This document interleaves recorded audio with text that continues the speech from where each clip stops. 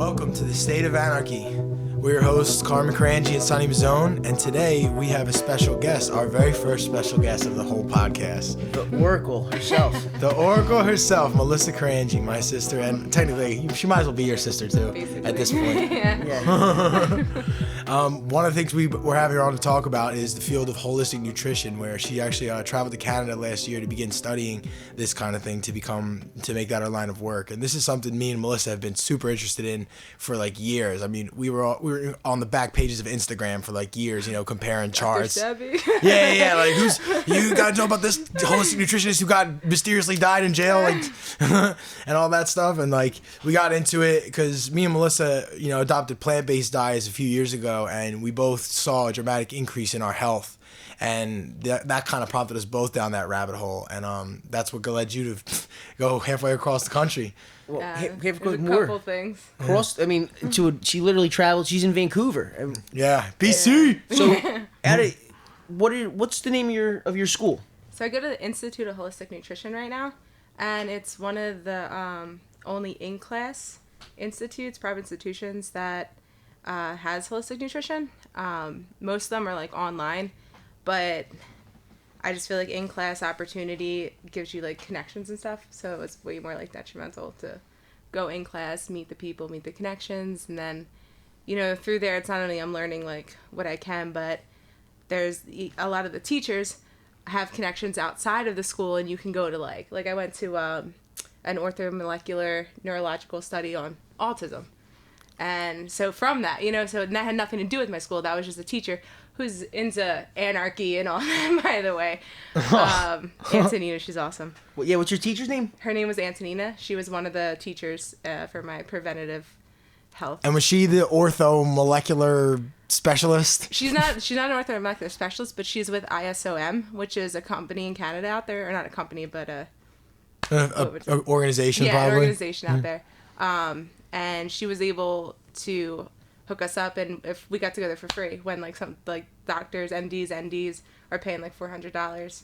So it was really awesome that we get that opportunity. So that's cool why I had to go in person, you know what I mean? Yeah, exactly. Which, again, Daryl Hutchins, I know you think that everything can be accomplished through Facebook posting, but the in-person connections that you do in school and otherwise help. So much online now that I'm looking and I'm like, myth, not true. Even in the health food, and everything, people will just post stuff and you want to believe everything online, but it's not always just true, even if it you want it to be. Yeah, that is something we do. No matter what it is, whether we're talking about political stuff or science and health, we have to be just as scrutinizing of our own.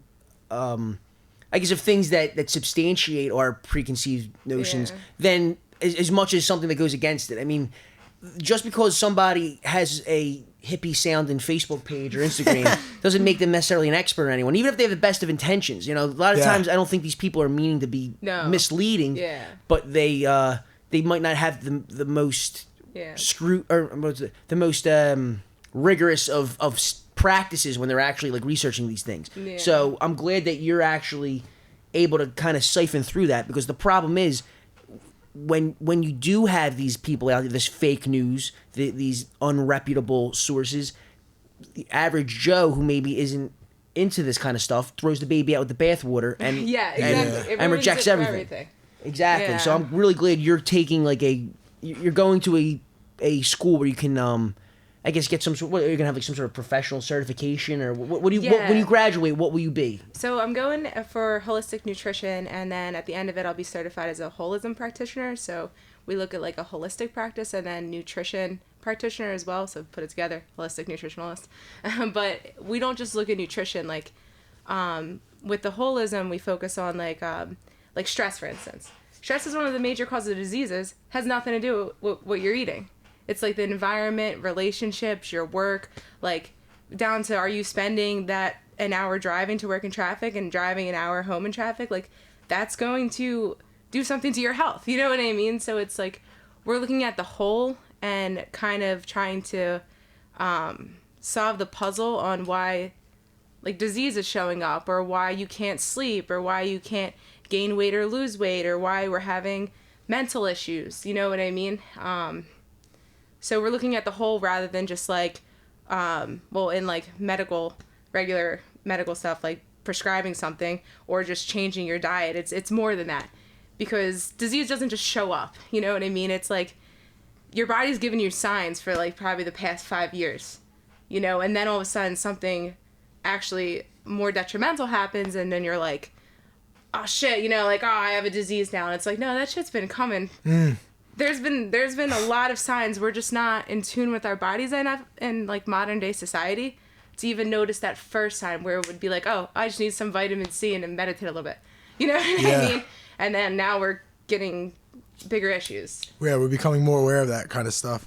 That's interesting. Do you want to touch on vitamin C and like what a lot of people are finding about how powerful that is? Vitamin C. Yeah, that's crazy. I remember I looked into this in 2013 and I saw a lot of interesting information. Yeah. What do you like so much about vitamin C? Before I get into supplements, I want to make it very, very, very clear that the quality of supplement matters.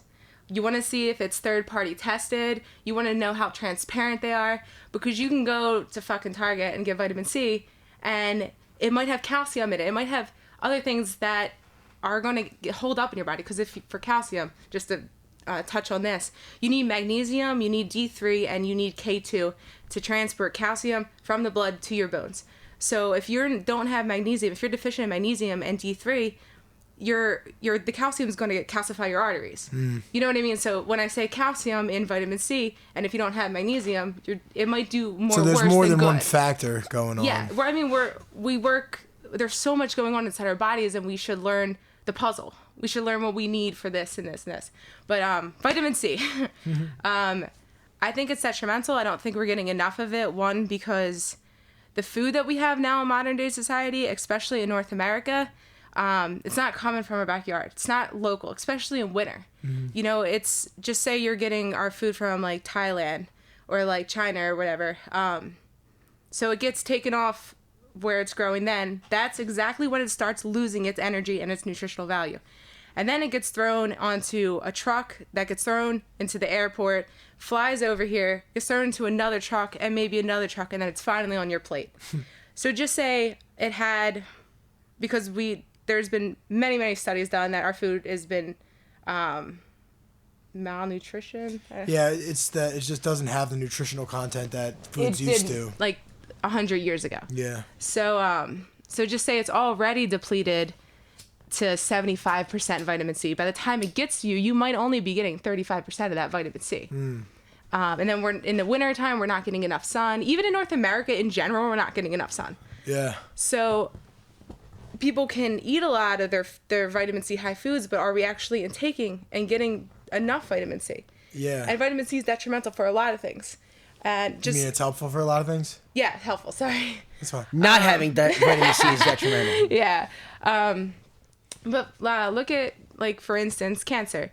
And nothing cures cancer. By the way, government, I'm not saying anything cures cancer. Can you tell Do not arrest me. Can you tell everybody listening why you just said that? Because I believe they have a patent on the word health and the word cure. And if I say this can cure things or anything with health involved, like they have a patent? Yeah, a patent. Like they own. Like I have to say wellness. Like they have the right. Okay, so there's some sort of like trademark or there's some sort of ownership over like using yeah. that word. Where I can get in trouble if I say that I'm doing that. And you wouldn't be the first person. I think what it is. People have been in jail for that. I think what it actually is there's some sort of legal stipulation. I don't know exactly what it technically would be called. Yeah. But there's some sort of legal stipulation that can penalize, that allows for like the penalization of people that make a claim to be able to cure cancer. The argument is that it's supposed to prevent like quacks from saying, selling you snake oil and saying that it cures a cure-all that doesn't work. And then like a person who I used to date who was in the medical thing told me, she goes, this is why they don't say it. They goes, because cancer is never cured, it's only in remission. You know what I mean? Like right, just like you're always a drug addict. You're never. She used to say that too. You're recovering. You're always a drug addict. You're recovering. You're always a drug addict. You always have cancer. With cancer, the thing is like, okay, ready? Right now we have cancer, and boom, it's gone. Yeah. Now we have cancer, now it's gone. It's just about how fast your immune system can keep up with it. Yeah. And if we have a functioning immune system, you're good. You know? But with vitamin C, just say you have cancer.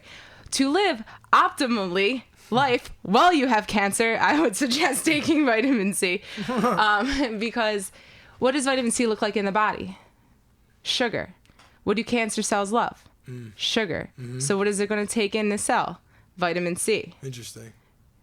So and that causes it to commit suicide or mitosis or whatever. Basically. That causes the cell division that's out of control to stop, and the cells just naturally commit suicide. Exactly. Okay. And through a lot of the people that I've been learning from, and a lot of people who've been in this career for 30 plus years, they vouch on the fact that there's no toxicity rate to vitamin C. Yeah, it'll make you pass bowels if you take high dosage. But that's like a cleanse. But that's good too. Yeah, exactly. We should be doing that. Okay, but there's actually no toxic level of vitamin C. But yet, look at chemo. But we don't use vitamin C for, Yeah, instead we microwave people. Now let me go back to something you said earlier. You were talking about how a lot of times we get food that's from far away that and it loses concept is food miles. And it loses a lot of its nutritional value. So vitamin C, for example. Vitamin C, and I don't know all the ins and outs, but I know it's generally associated with like citruses and I guess peppers and things like that. Yeah. Things that grow in warmer climates. So if you are living in Vancouver, British Columbia, or Nebraska or something like that, and or Iceland, and it's January and there's not an orange grove around the corner, how do you go about, I guess, maintaining the appropriate levels that you need and getting that nutrition without, I guess, getting a bushel of lemons from Thailand or something? Supplementation. And there is I battled with this a little bit because I was always a firm believer that I can get everything I need from fruits and vegetables and, my food. And I think I also had a little bit of distance in my head about supplements being related to pharmaceuticals because it kind of seemed unnatural. Yeah. But it's like a pill. To be fair, GNC and stuff sell supplements. The pharmaceutical companies are involved in the business. Go to there's local supplementation companies. I wouldn't go to GMC for my supplements. I would go to local holistic health stores, and they have brands that you would never even see in GMC. You know what I mean? And so I feel like your opinion wasn't necessarily wrong in the sense that the kinds of supplements like workout supplements and the supplements that most people have access to or exposed to are these kind of big business marketing supplements. I'm not promoting workout supplements. I'm promoting vitamins and minerals and hormones like melatonin or something like that, things that we need for our body, not to grow intense muscle mass that we're not naturally capable of even sustaining. okay. But so back to the supplements. So when I realized, okay, so we live in this day and age where our food is, what was that word? It just doesn't have the nutrition. The nutritional value of our food is depleted. And we're getting blasted with EMFs left and right. Everyone has cell phones now in our pockets and our ears. How many times do you put your cell phone next to your head? For anyone who doesn't know, EMFs are electromagnetic frequencies. That's what that's short for. Yeah, and 5G, we have so much blasting us. And chemtrails, for the people who are aware about chemtrails or believe in chemtrails, so we have so much going on that we're not only not getting the protection that we need from our food, so it's what are we going to do in this battle? That's why I think supplementation might actually be our protection in 2020. Well, you know what makes the reason why that makes sense to me is because of the fact that, human beings have only lived in, I guess, I want to say non-tropical climates for a relatively small space of time in comparison to our the entirety of our existence. Yes. So look at it. We're hairless. We're actually designed mechanically to lose heat. One of our advantages that we have over other animals is we can run really long distances, for example. And the reason is we're able to regulate our heat better than most other mammals.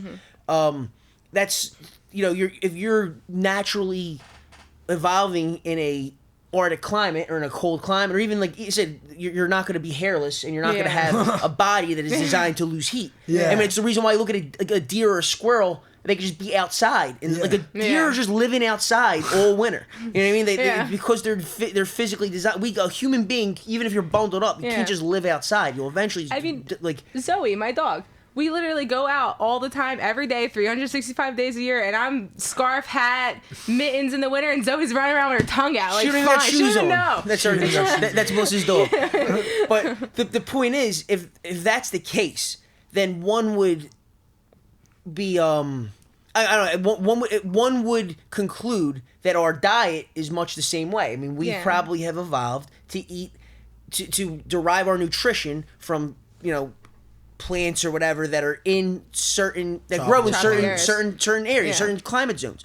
I mean, we need vitamin C very like scurvy was a one of the hallmarks of like being like a sailor back in the day because you didn't get access to vitamin C. Yeah. If you were at sea for 6 months at a time or 2 years or whatever, then you didn't have many oranges lingering around. I mean, they started actually keeping limes and stuff on ships for that very reason once they figured out what it was from. Yeah. But like if you live in Omaha, Nebraska, where are you finding citrus? Where are you getting any? I mean, I don't know if they grow peppers in the summer or something. I mean, I'm sure there's something you kind of derive it from, but it's not at least abundant. Yeah, and then even going on top of that, even if they do, just say they got their soil, how malnutrition is their soil? Yeah. You know what I mean? From monocropping, from the DDT spray that was all over the 50s. They were spraying kids in swimming pools with DNT while they're eating like lunch and stuff too. What does that stand for? DDT, it's a long word, but it was a biochemical product from World War One that they had an abundance of, and they needed to figure out what to do with it. So they diluted it with water and started spraying it in the fields of crops. Yeah. And spraying it all over the towns and stuff like that. It was nuts how they do that a really lot. brainwashed people enough that they're driving their cars and I literally you can watch it on YouTube. People are coming out of their houses as these cars are driving by spraying DDT, cheering. Well, can you listen? Here's the thing. Like that's. It's not uncommon to hear about different sorts of pesticides and stuff being originally derived from like chemical weapons, from military weaponry. Because actually, if you think about it, what is a pesticide? It's a chemical weapon just that affects bugs. I mean, they're actually like a lot of them are like neurotoxins. Yeah. Like they attack the bugs like nervous systems and that's how it kills them. The same way as like chlorine gas or something would in a World War I battlefield. Yeah. I mean, I'm sure they dilute it to the point where like, it's fine. It's fine on kids. You know what I mean? Like you're not going to go into convulsions like a mite would. Well, listen, but over long periods of time, that can't not affect exactly. you. That's what I was going to say. Like if you eat an apple that's sprayed with pesticides, you're going to be fine. You're not going to die. Nothing's going to happen. But if you eat that apple every day for 15 years, what's going to happen? Like it does add up. It does stay in your system long enough where it can't get it all out. Let me ask you this. Because this is just making me think of something else that I always talk about that is unnaturally in our systems, and we ingest it all the time. Plastics. Do they ever? Have you learned anything about? I don't know. I guess the effects on the body plastics have, because I feel like it's a very unresearched field. I mean, what we have all these petrochemicals that we're ingesting on a daily basis and drinking water, our containers for food. Everything has plastics and these petrochemicals that we have to be, at least in minute dosages, like ingesting. Yeah. How does that affect our bodies? I mean, what's going on with that? I mean, the only people that I know that talk about shit like this is Alex Jones. You know, with the whole like gay frog meme that came out. Yeah. Listen, I'm not saying that's true or false, but I am saying that he based that off of a study that seemed it seemed like a legitimate study that indicated that frogs, when they were exposed to certain petrochemicals, I don't know exactly what it was, started become like changing sexes or having like gay behavior. I don't know, something was happening. It was gay behaviors, and they did a study with rats too that happened with BPA. Okay, so that's what I'm saying. Like, and I'll granted, like that doesn't therefore mean that applies to humans. Yeah. But it's not also like just because it sounds funny, it doesn't mean you can just dismiss it outright and exactly, not even look into it further. I don't know what the actual answer. I'm not a fucking biologist, but I can't imagine that we're not affected by this. We literally existed for hundreds of thousands of years as a species without ever ingesting petroleum or petrochemicals. Like that was talking about unnatural to our diet. I mean it was 1,000 feet under the ground. How are we ingesting it? Yeah. But now it's in everything. And I would like to know what the effects are. I'm not saying you know that, but I would love for mainstream science to at least take a fucking interest in it. Yeah. But again, think about how many vested interests are involved in that. What if they came out with a study that was definitive that said plastics, plastic bags, plastic bottles, this, that, and the other, all of them contribute to cancer or whatever. If there was a definitive study, like this link is as clear as cigarettes are to lung cancer. Yeah. The thing with I'm making up a number, but the millions or billions or of dollars that would be lost based on like just everything. People that manufacture food, people that fucking manufacture medical equipment. I mean, it's involved in everything. People make clothing and chairs. Polyester. Everything we have has plastic in it some way, shape, or form. So it would affect almost every industry. There's a very, it's not conspiratorial to say that they don't want that to be true. Like that's pretty obvious. So in the beginning of my semester, we actually each were assigned a chemical or a petrochemical, and I'm kind of grouping this in with plastic as well because there were some people that had like BPA and like plastic substances, and everyone kind of had the same conclusion, which was strange, but at the same time kind of made like not surprised. Kind of made total sense. The end was like, and there's not enough studies to suggest that this, and it was just like. But that's like almost by design. Yeah, exactly. Yes. Because a study, I mean, listen, it's very easy from afar to like point at the science community and see what they're not doing. It is tough work to like figure this kind of shit out.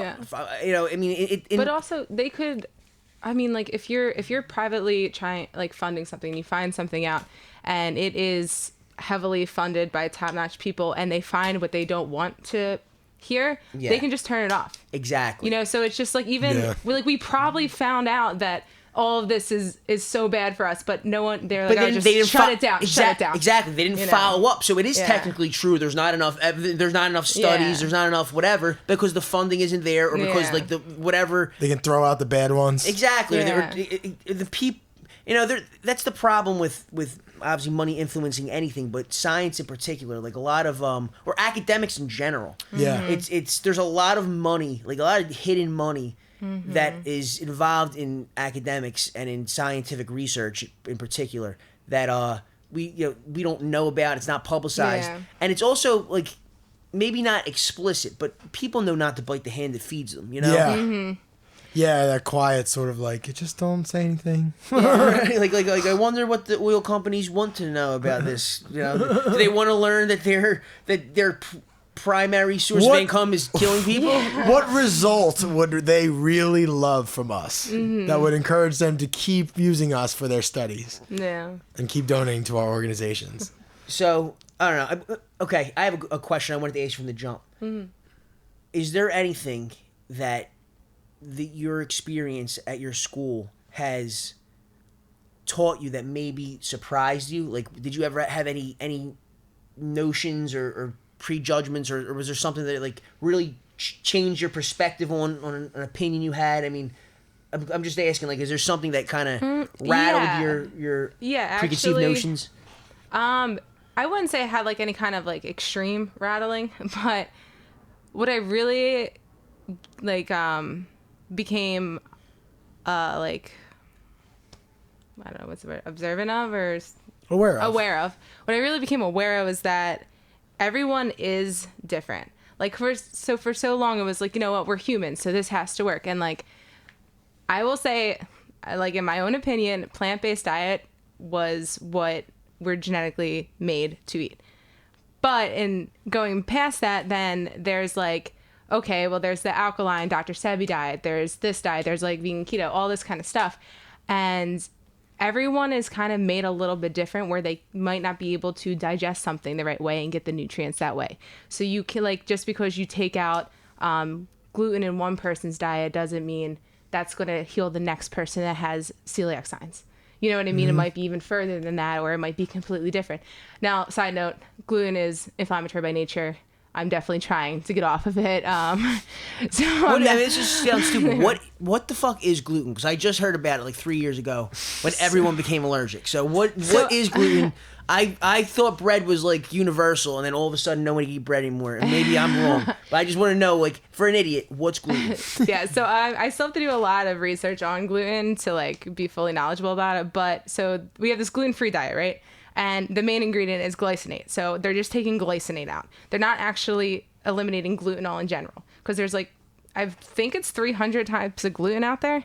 So like brown rice is gluten, quinoa is gluten, you know, but there is an inflammatory scale, which is more inflammatory, which is not. And glycinate is the most inflammatory gluten chemical, which people react to.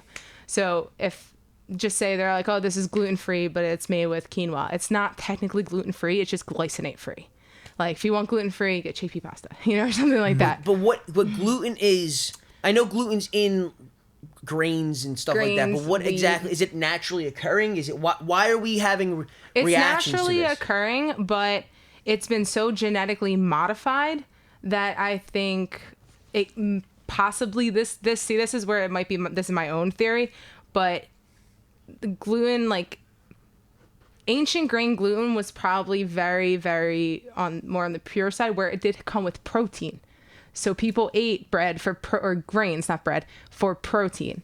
But we genetically modified it so much that there's basically little. I don't even think there might be protein left in it. I'm not positive, but So you're saying like natural, like wild grains and stuff had wild protein. ancient grains back in the day had protein in them. So yeah, they might have been a little bit inflammatory, but they still had protein and people could process it out because they're eating fruits and vegetables and not living in a modern day stressful, toxic, polluted society. You know what I mean? Mm-hmm. So that little bit of inflammation, no big deal. But now, fast forward to 2020, our grains have been so genetically modified. They're not even, like, if somebody from like the 1800s came up, they'd be like, what is this? This is a grain. You show them like a piece of white bread. They'd be like, you know what is this shit? I'm not gonna eat this shit. You know what I mean? Like, why did they, like, what is the benefit of removing like the protein from grains? Like, what is inflammation, sickness, to keep people sick. I think as far as like what's Monsanto's, like, I get my like, I'm not a fan of Monsanto. I don't think that they're necessarily, like, I don't think that they're evil or good. I think they're like a huge profit-driven conglomerate. They're just going to do whatever. Yeah. And like, if they thought that protein in the grain would make more money, they would do that. And if they thought protein without it wouldn't. Like, why are these beneficial aspects? Is it out of ignorance, or is it out of like in specific actions that these, you know, we ate grains for thousands of years, and I don't think everyone had celiac disease. But I also don't think it was, we didn't eat as much grains as we're even remotely eating now. You don't think so? No, because it would take a while to harvest.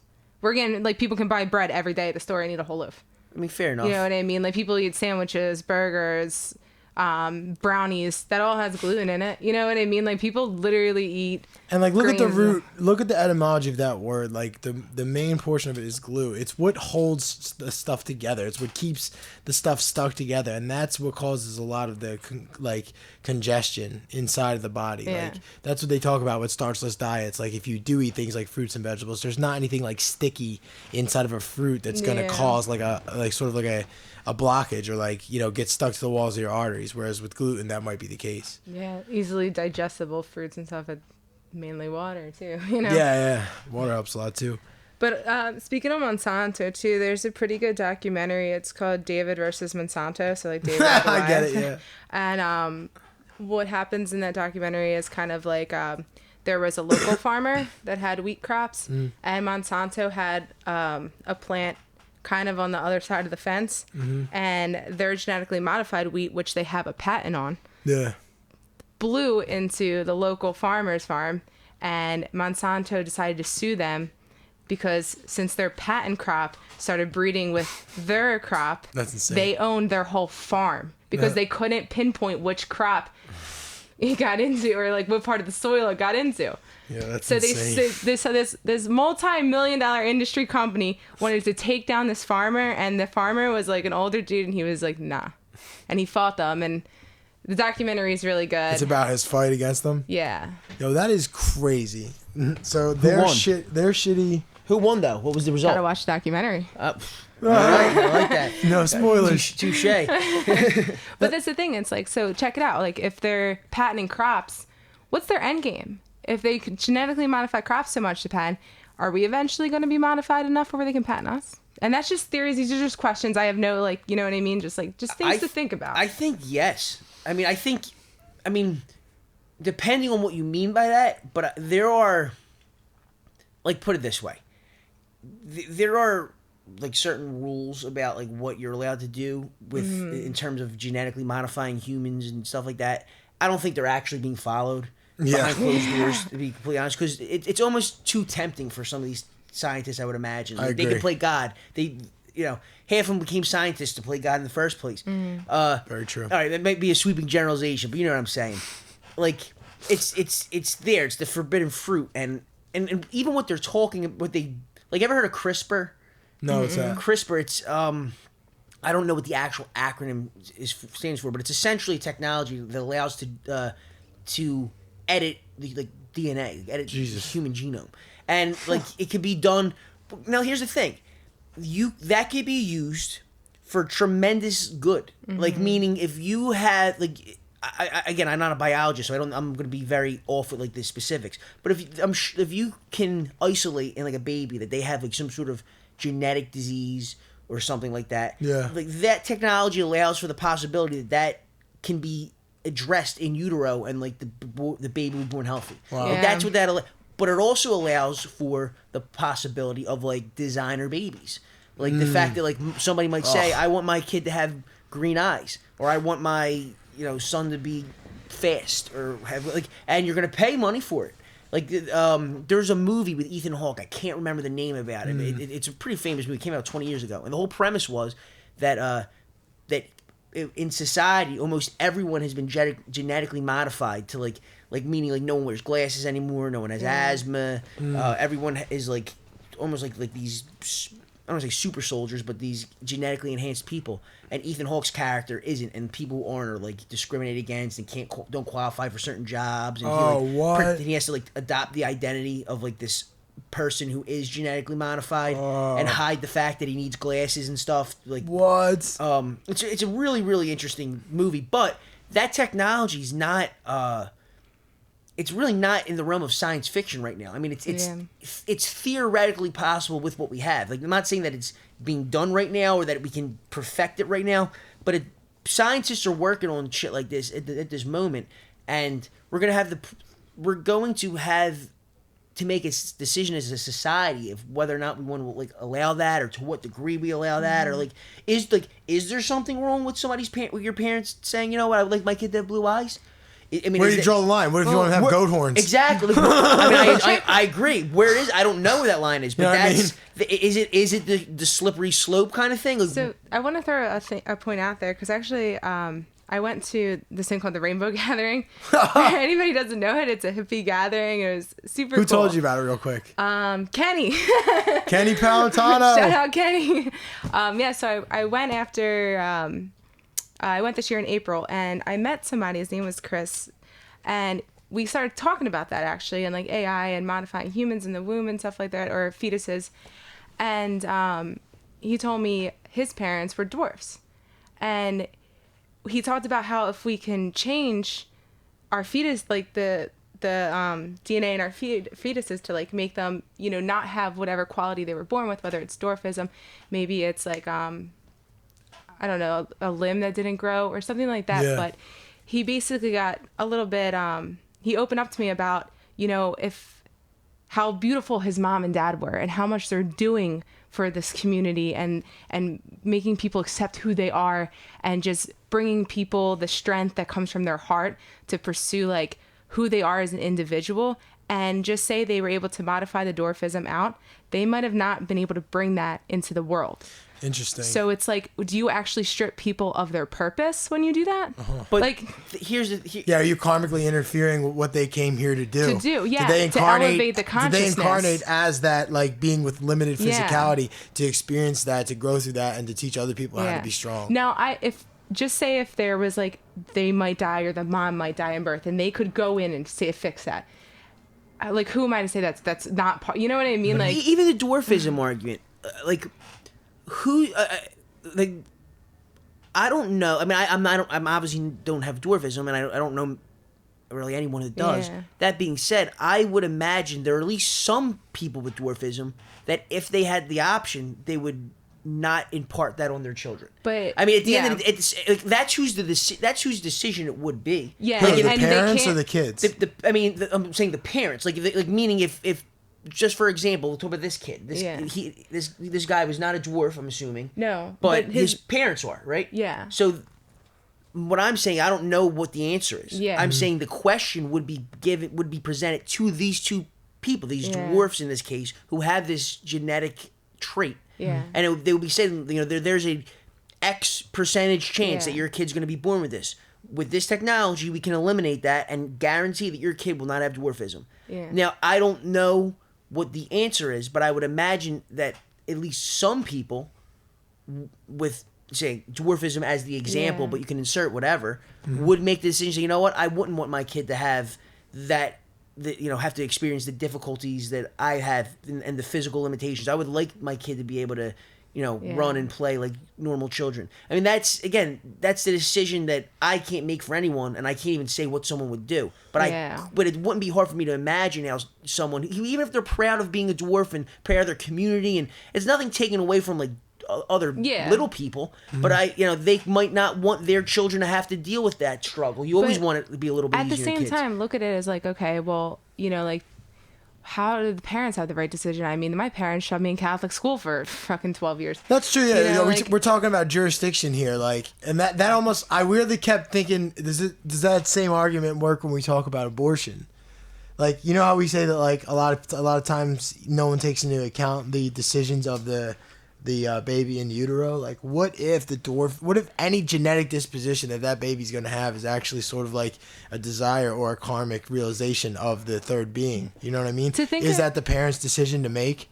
That's just a philosophical question. No, I I'd like to understand pose. the point you're making, and I think then as we have that conversation, why limit that to just genetic modification? There are plenty of other medical treatments that are completely unnatural in like the grand scheme of things that we primitive societies wouldn't have had access to. Yeah, but the being who is that's happening to gets to make the decision in that situation, right?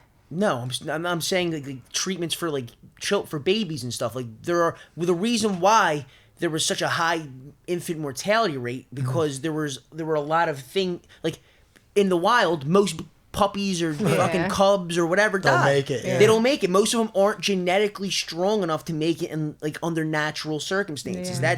That's the case for every single animal other than us. Yeah. And we have gone out of our way, and I think for the right reasons to address that. Now we have now it's very uncommon for a child to not live past infancy. Yeah. Or at least in the modern society.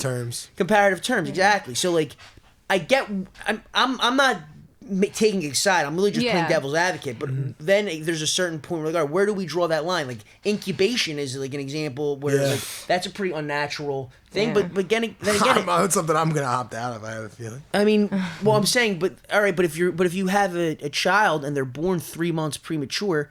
And the option is to like. Well, I would even want to stem the root. Why were they born 3 months premature? I mean, fair enough. I mean, we can go down the rabbit hole all day. I understand what your point is, and I'm just, putting myself in the position of just your average couple maybe doesn't know as the things that they should know in terms of medicine or whatever. Yeah. But they have a baby. They're having a baby, and all of a sudden it's 3 months premature. I mean, there's someone I work with who that happened to. She had her baby's been in the hospital since the summer. She thinks he's just coming home, or she's just, I forget if it's a boy or girl, just coming home in like a week or two, and it's pretty like it's pretty crazy like how small that this baby was born. Like you can look at it and understand that if we were in the fucking woods, that baby probably wouldn't have made it. Yeah. But I think about it and like, I don't know this person at all. Like, they could be extremely healthy, but I don't know. But it makes me think, because just like nutrition brain, it's like, was the mom malnutritioned? Or was she thinking she was nutrition because of what we're taught is healthy, but was she actually malnutrition where she couldn't give any more nutrition to her baby, so her body physically had to get rid of it? Mm-hmm. I mean, that may be true. But like, so even if it's rare, like even if we're all on the perfect diets and we're all in line with or like as a culture, there's still going to be outliers. There's still going to be people that either don't eat right or are malnourished for one reason. Like there's going to be, even if it's a fraction of what it is now, there's going to be, even if there's just one, like there will be a premature baby born in the world, and like that certain technologies could say. My point is that I don't know the answer at all, and I don't think anyone knows definitively. I just think it's a really interesting conversation. Is why we have a podcast. Yeah, it's very philosophical. Just to touch too, it's like it's that like unknown question of like, is the universe design better, or is our opinion of design better? You know, and I don't know. Can you say which one? You know? Yeah, that's an interesting question that I've posed to myself multiple times. Yeah. And you know, I'm finding it very, very hard to not side with the universe. Yeah. When I think about the human body and like how you can like make a baby without any technology at all, like that is insane. But aren't we part of the universe? Yeah. Like, is it like That's true, but okay, sorry, go ahead. No. I mean, I'm not going to elaborate too much. I sometimes feel like we look at ourselves as, and I don't mean us, different. as like a part from nature. No, like, I disagree. We are a part of nature. Like look at a beaver. Like a beaver builds a dam, and it's like a structure, and it disrupts waterways and affects ecosystems and floods plains and has a like. Is that natural, or is that beaverdom like affecting throwing the balance of nature out of whack, or is that a part of nature? Like I know like it kind of can just to scale that up, it's us, you know. So humans build dams too. So like if like modifying genes like all right, that might seem something unnatural, but if it's physically possible, then is it like anything else, is it just maybe right or wrong just depending on the context? Like there's not like there's really no evil technologies. Like nuclear energy can blow up a city or power a city with no negative effects to the environment. It really is just depending on the context of how that is being used. So is it something like maybe something like genetic modification is in that realm? I don't know. Yeah. But it seems like we can't keep balance with anything we're given. Yeah. I liken it to like, it's like when we try to recreate what nature recreates, it would be like if I wrote a computer program and then told that computer program to write a better version of itself. That's how I kind of look at it. Yep. Because I'm on a different consciousness than that computer's, like, that computer software's, like, sentience. Do you know what I mean? So what do you mean? Do you think that... So, like, basically the computer doesn't have my facilities as a higher being, so it cannot create itself in the way that I can. It could create things based on what I've given it, it's funny, but it can't create its own thing that I, you know what I mean? It's funny you say that, though, because the future AI projection of AI is that the reason why AI is going to grow so exponentially is because it's going to build itself. We're going to create an AI that is able to create better versions of itself than we ever could at an exponential rate. No, I definitely heard that theory. But again, that's you're saying that, but your analogy is using like the current state of computer programs, not like that. A computer. I mean, like a JavaScript program. A computer program capable of doing that would have to have like human level intelligence, which is like the opposite of what you're saying. Now you're just talking about talking to another sentient creature. Look at us, so though. I get it. Like we always are trying to do what's in our best interest, but sometimes we have no idea what the best thing is for us, and we get forced by the universe and shoved into a whole different direction because that's actually what's best to us. So there's that's all so these true. kind that's of such a like great point. concepts about it, and like, will I know? No, probably not. Will we know? I don't think there's ever going to be an answer. It's just trusting what feels right in your intuition. And I think the more we connect, like also modern day society, we're so far connected from the universe. Like we should be so connected with it, but we're not. So how are we even going to try to get the answers? Like we need to stop trying to change things and get connected first, and then maybe try to change things.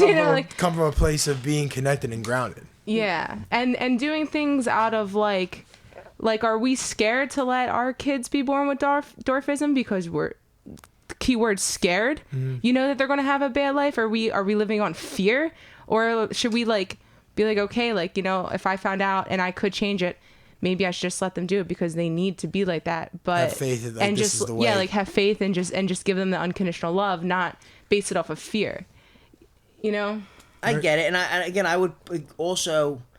It's a like, hard decision. It's very hard because you can as many times as you look at it, as many ways as you can see. Because then I could, as you're saying that, I could put myself in the position of a kid that maybe was born with dwarfism, that like again was like you had the opportunity to like allow me to play sports and run around and, you know, be more self-confident and all this stuff. And again, I'm making assumptions. I don't know what the experience of a little person is, but I'm just saying I can at least you could see they can play sports. Right, like I can just imagine someone saying to like their parents, like, wait, like you could have did something for me, and like But not like I still would have been me. Yeah. I still would have been Sonny. I still would have had my mind. I just would have like I been don't more know, physically because- apt. Like I don't know. Again, like Our experiences shape our mind. That's, I mean, just in my opinion. Fair And enough, yeah. I also. And then you have to understand from a technical perspective the fucking variances in genetic modification. That's what scares the shit out of me. I'm just like, are you sure there's not going to be any side effects? Well, you know what I mean? Like yeah. fucking messing around with all this right, shit. like you're saying you're just yeah. Like ball's on the up and up, and yeah, sure, but like, what are you doing? How are you? Yeah. Are you using your fingers? Like, do you just peel off a strand of DNA and Yeah. like solder another one in? How does this work? And Right, also, right. this You know what I goes mean? for everybody, but I feel like I feel like you can either take your situation and actually grow from it, and when you grow from a bad situation, you're creating a foundation that's not going to crumble. So if you're just handed something, or not handed, but like if you just obtain something somehow, there's no foundation behind it, so that can get taken away so fast and you'll fall. So I feel like, and this doesn't necessarily mean like a birth defect. This could be like people now, you know what I mean? And I think it's either you take your struggles and you get through them and you build that foundation with whatever you're dealt, or you're just going to be kind of like sad your whole life. And I think everyone's given different cards, and we should be playing them the best we can. And I don't know. Listen, Yeah. what you just said is, I mean, I don't know if it applies, like, again, to like this particular like technology, like, or whatever, but generally speaking, like, that would be my philosophy in parenting. Yeah. Like, I believe, like, one of the best quotes that I've ever heard was, I don't want to give my kids everything I never had. I want to teach my kids everything I never learned. Yeah. Like, I think, all right, one of the best things I think about all of our childhoods, because for the people listening at home, we grew up. I mean, Carmen and Melissa obviously lived with each other, and I grew up a block and a half away from them, or even less. And one of the benefits that I found of growing up in the city, as opposed to a lot of like kids I know from the suburbs, is we did have a rough upbringing. Like, even if you had a good family, like you guys did. I'm not that I have a bad family. I'm saying even if you have a good family and like a mom and a dad and financial stability and stuff, like, you go outside, it's still rough and tumble. Yeah. You know what I mean? Yeah, It's still true. We Oh my God, people are mean.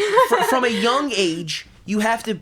I mean, and at least, especially as guys. Yeah. I mean, at a young age, we have been in like dangerous situations. I mean, from fist fights to friggin' Skin jumps. a lot of fist fights, but I mean also like a lot of just other crazy scenarios we've been in too, and like you're walking in the streets, you see life, you see homeless people, you see fucking guys, people try to scam you, people people want to see your cell phone, like, you know what I mean, like, you have to Getting catcalled at 9 years old. You think Right. that doesn't affect like a little girl? I mean, that's horrible, You know? and that's like not to say that catcalling's good or that person's not a dickhead, but that experience, like the fact that you grew up in a tougher environment, made you a stronger person. Yeah. I mean, it allowed you to have a tough skin. I mean, Melissa travels the world by herself. I mean, she going to India by herself, South America by herself, all these places that like most people would say a they're like, freaking wait. young girl is going there completely alone and just traveling for months at a time, mind you. Like, she ain't going there for a week or two. We won't see her for 6 months. And she'll just be in fucking Bangladesh or something. I'm watching Zoe. When's mom coming home? But, I really don't think you would be prepared for that as much. I wouldn't. If you didn't come up in a blue collar, tough, gritty city that like gave you some life experiences. And that's not the only way that you can get toughness, but Yeah. for us, I mean, for me and Carmen, we took the subway.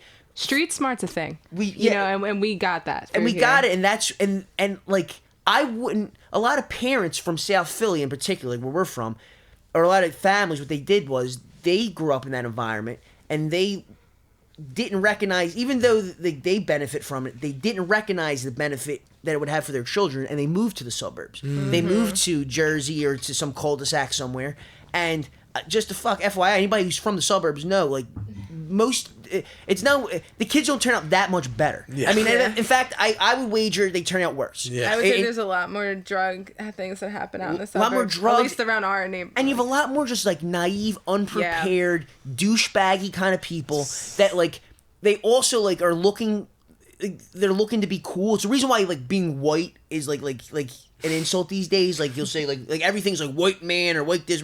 It's not because being white. It's actually suburban vanilla like blandness that is the problem. Yeah. It's not white people. Yeah. It's the fact that like that's associated with white people. That cul-de-sac, bland, non-dangerous, non-threatening environment. Honey, I'm home. Right, like that's like that, and that facade too. Which again, like the problem with is that not only is that like not that good for you, it's a facade too. Yeah.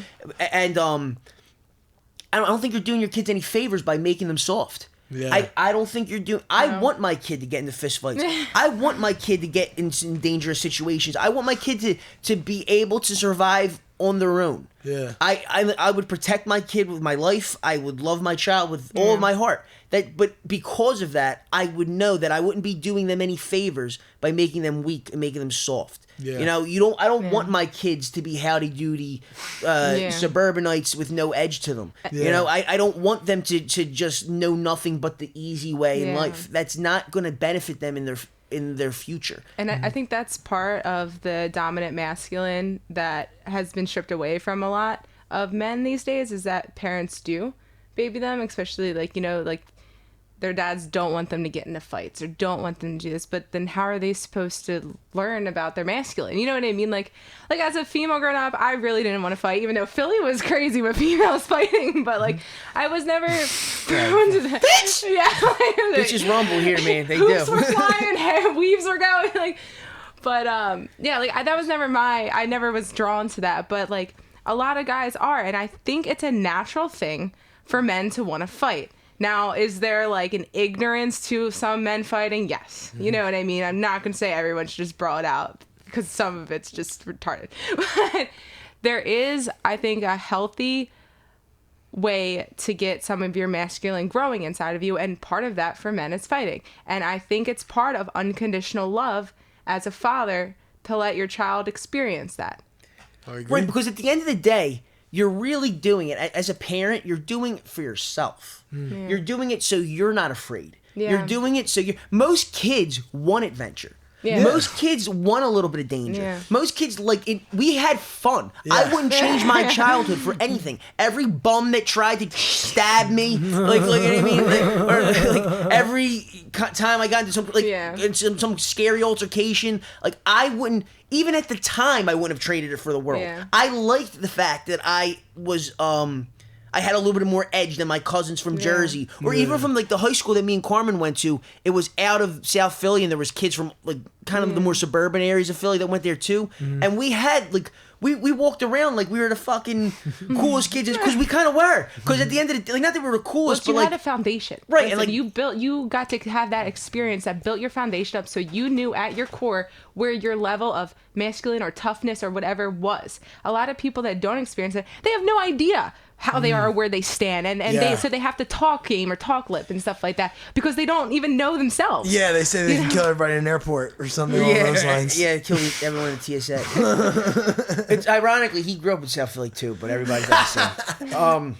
But the point, like that's the point I make. And granted, like anything else, there's a balance to it. Mm-hmm. So like I don't want my kid to be like in like a fucking street gang and just like start stabbing people. And you gotta direct him in the right way through his masculine as your son. And like women would be different, girls would be different. But talking about sons, like you need to lead by example as a man, as a father, and you're not gonna just keep them hidden and say don't ever hit anybody. Like that's not doing any good. Yeah. But don't tell him. Yeah. Don't, if you know he's joining a gang, be like, okay, listen, we're gonna have a talk. You know what I mean? Like not be afraid to set your boundaries, but also give him the leash. And there's that balance. But it's so hard to stay in balance. You know, we seem to either go one way or the other. Even when we finally hit the middle, somehow something happens. So it's just being self-aware too. And I feel like a lot of people lack that self-awareness. And like parents are always trying their best, and they just put all this on their kid. And it's like, wait, you got to bring yourself back. Like, you know what I mean? You got to focus on are you doing it because you're scared or you're selfish, or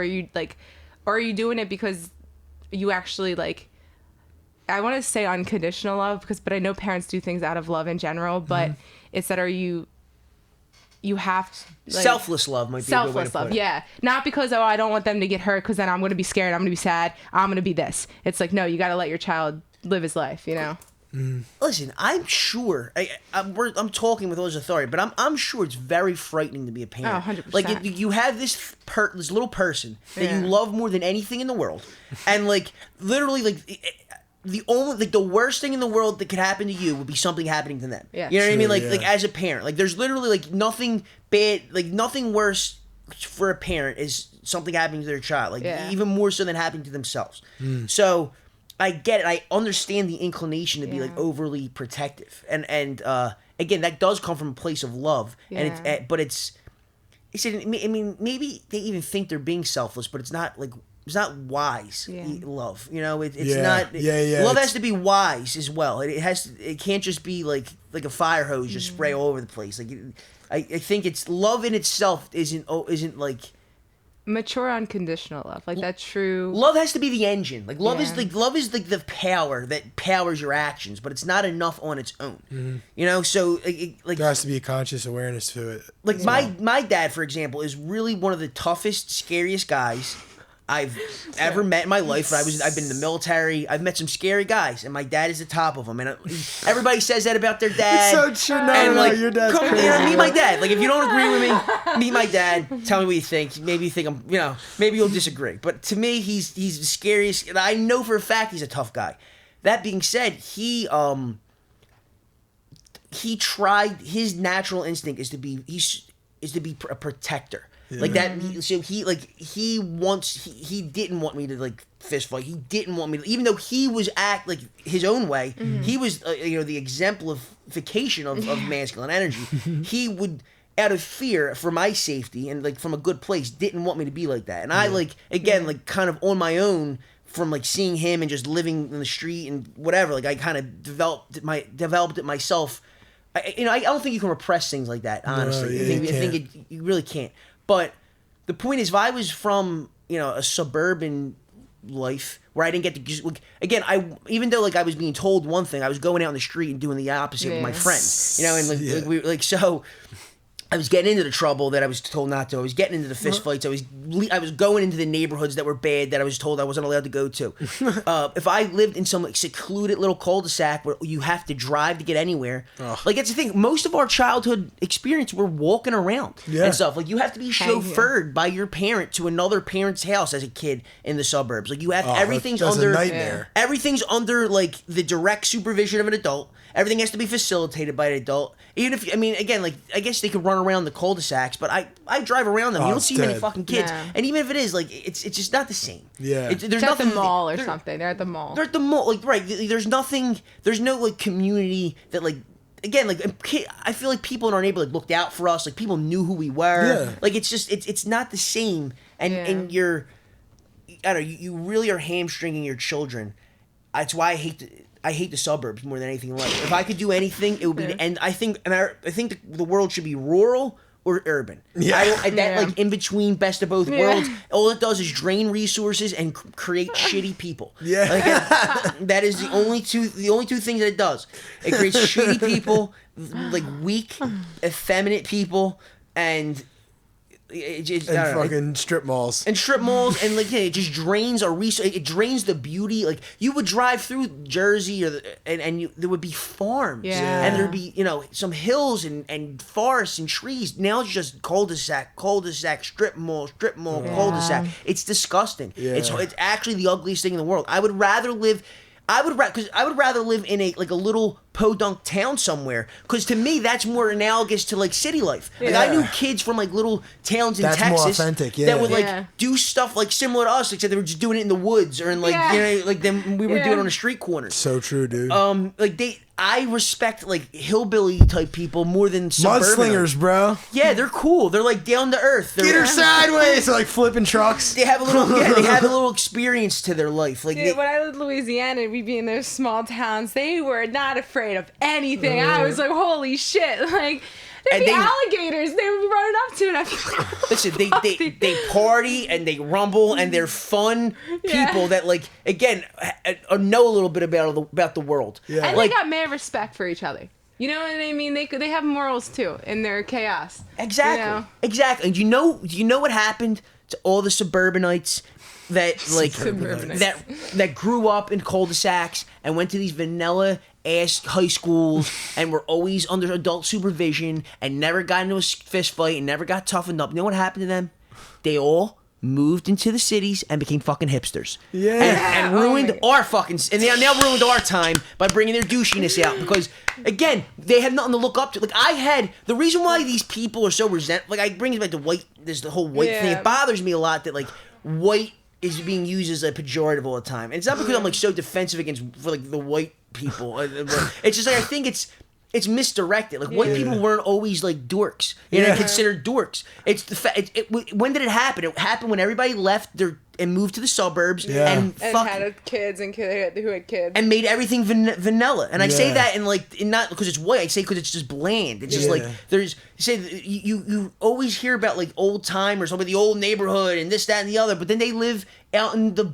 in some cul-de-sac when their kids suck and they wonder why. And these I don't want to cut you off. You're good. But these kids know that it sucks. Yeah. They associate that suckiness with whiteness, and they like it's why they either start like idealizing like either like black culture or some other, or they turn the other way and become like hipsters. Yeah. And it's because they're rejecting their bland culture that they hate so much that is like just not cool and not interesting and like and kind of forced on them in a way. And they move to Brooklyn or South Philly and dye their hair pink and work as a barista or whatever and like ride their bikes around and like, oh, I live in the city now. And like I don't like once they have kids they go to the suburbs too, because one thing you never see is hipsters with fucking kids and families. I mean a couple, but most of you don't see like many large families with like gauges and blue hair parents. So they're going somewhere once they have kids, but that's who they are. All these hipsters. I always say this to them. They get so mad. I go, "Hey, where are you from?" And they're like, "Hey, I'm from 15th and Passyunk." That's an inside Philly joke. We don't say we don't call it that. We call it Passyunk. But like those, and I don't know where are you from. They're like, "Oh, well, before that, I've been here like 5 years." No, buddy. Where are you from? Like right now we're in South Philly. I'm from around the corner. This is what I sound like. Like you're not from here. Where are you from? And that's when like Scranton or Omaha or whatever comes the fuck out. You know what I mean? Like then you're like, oh, now that makes sense. Yeah, I would have fucking left there too probably if I was, But it's we really went on a tangent. But so wait, let me connect this full circle please. Though. So with your opinion on that.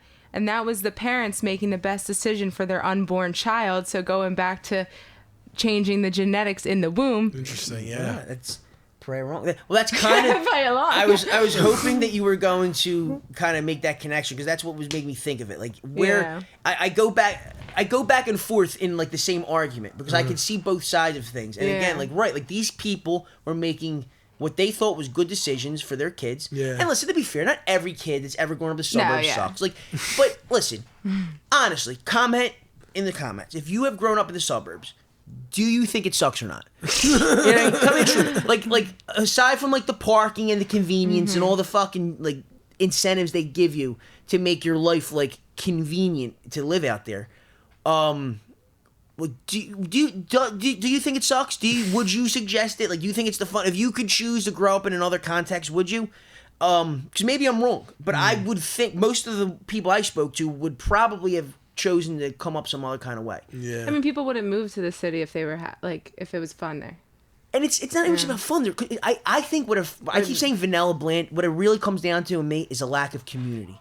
There's no community. Yes. We grew up in a neighborhood. Yeah. We knew our neighbors. You knew the guy who owned the corner store. People knew where you lived. Mm-hmm. You met kids from the neighborhood. You have a sense of a community. Whether it's me or Carmen or Melissa, like we walk down the street and inevitably somebody's like, "Oh, hey, Melissa, hey, Sonny." Just because we know this is our home. Yeah. This is where we whether it's our tribe. We've had so many opportunities to shape ourselves here. So it's like you grow up and you know who you are to an extent. We're still always knowing, questioning, but it's like I feel like when you are pushed into that like vanilla kind of land. You have no idea who you are, and you're just like, so speaking on that, like you attach yourself to other things, or you do other things that you think will make you happy. Like, I'm gonna dye my hair blue and get crazy, and it's like that's not happy. That's not who your hair color is not who you are. And the irony of that too is they might be tricking themselves and think they're being individuals, but they're doing it to conform to another group because people so desperately want to be part of a tribe. Yeah. People want to be part of a community, and that's not a bad thing. It's weird for like ANCAPs to say, but it's natural. People don't like to feel alone and isolated. Yeah. You know, that doesn't mean that you need like a totalitarian state to enforce things, but like people want to be a part of something larger than themselves. Yeah. So they like to have the security of it, the camaraderie of it. Like, we grew up in bands and tribes and towns and for most of existence, and I don't even mean like up until like 50, 40 years ago. Like, that's what it was. Like, everyone knew, not only everyone knew their neighbors, everyone knew their neighbors' grandparents. Everybody knew, like, their families knew each other. Lived on the same street, if not around the corner. Right, exactly. Everyone's families knew each other. It was connected. We weren't these isolated pods drifting along in this modern landscape, which is really what it feels like a lot of time. It's why I feel like so many people are depressed. So many people have anxiety. So many people are addicted to drugs. So many people get gauges and fucking move to Brooklyn and dye their hair purple and are just douchebags for no apparent reason. Like it's really symptomatic of a longing for something that's missing that they can't really put their finger on. The disconnection and the lack of community. You're right. And it's so big right now, even in cities now. Like right at this present day, the lack of community and connectiveness is little to none. And there's so many reasons, I feel like, behind that. I think that's the hidden tragedy of our time. Yeah. Is a lot of these problems that we talk about are like symptomatic of it. Like I think everything comes down to the fact that our communities are really broken. Yeah.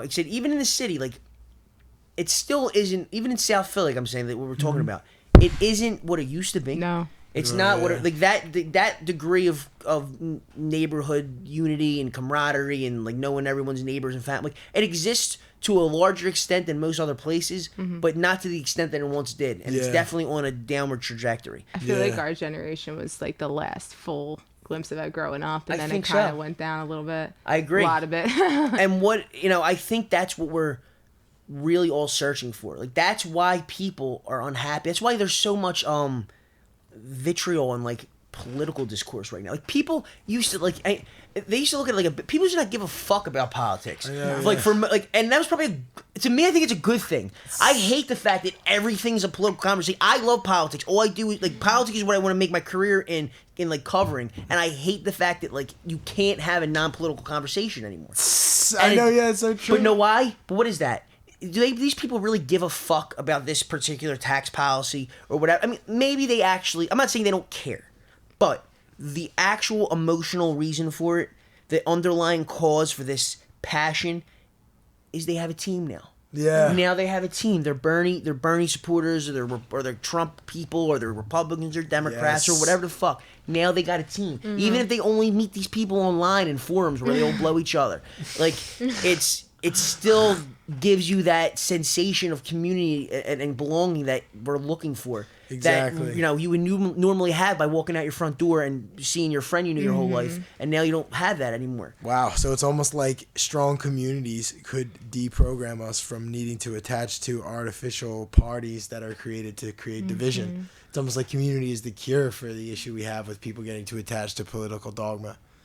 And religious dogma or any other dogma for that matter. I think so, because I think in a practical sense, what that means is now you're less focused on these grand ideas of like in terms of like we're talking about politics, but these like grand ideas of politics, and you're more focused on like what actually affects you and your community, and what can the people in your community do to improve their lives. Exactly. Like, how can we do this? Because like at the end of the day, like it's weird to say, but like I guess we're Americans, but I consider myself, like, my identity, and I do this without thinking about it, is primarily being an Italian American. Yeah. Like, and I mean that because like I'm not off the boat from Italy. Like, I'm not fluent in Italian, but I don't feel like I'm just like I feel more of a connection when I went to Italy with some of the Italians I met there than I would from like with like a couple from Minnesota. Yeah. You know, like I in terms of just like a cultural camaraderie that is there. And when you know,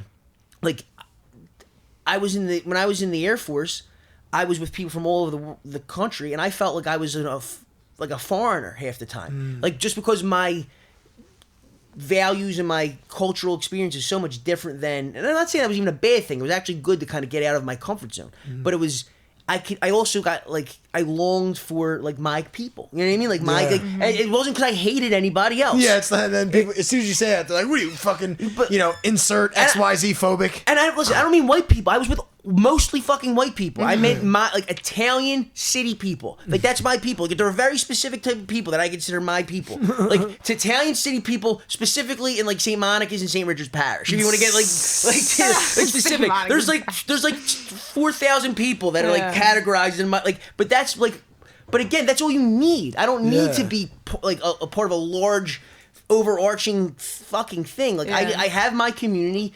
I have my family and my family friends and my like associated connections, and like that's it. Like that's what I like, and it's also like when somebody, again, like if somebody, a guy we knew, a friend from the neighborhood needed a kidney.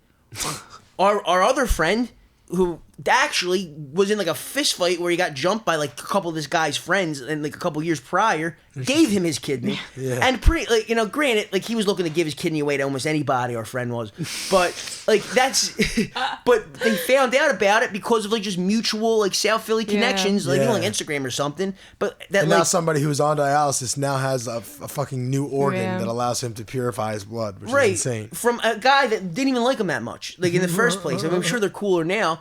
But prior to this kidney situation, he woke up, Lou. So like the point is, like, that's communities like that.